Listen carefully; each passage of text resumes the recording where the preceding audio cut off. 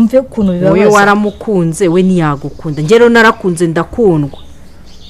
nuko bitakubayeho niyo mpamvu nyine ntabwo reka nkubwire we warakunze nese wigeze wicarana nawe byibuze n'iminota 5 ngo umubwire uti ndagukunda cyangwa se sinjye wabitumaga none se cyo utamvugiye narakuvugiye niba yarakunze undi rero reka kwicara ngo bigire ibintu birebire ngo ushake gutorongera ngo ugende nk'umuntu udatekereza umuntu mukuru atekereza atyo ntekereza ko uza kumvugira neza ukamubwira buryo kimukunda ukamubwira amarangamutima yanjye ntabwo ari bukore biriya ushaka kunshinza ko ntacyo namaze nta nicyo nakoze ntabwo mushinjije ko ntacyo utamubwiye ahubwo ndi umukobwa mubi kandi utangiye kugira ikibazo utangiye kugira ibintu bya trouble mu bwonko uziko utangiye kugira ikibazo mu bwonko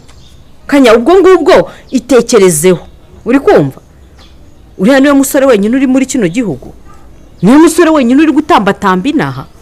uri mwiza 100% nutamubona uzabona n'undi nta n'isoni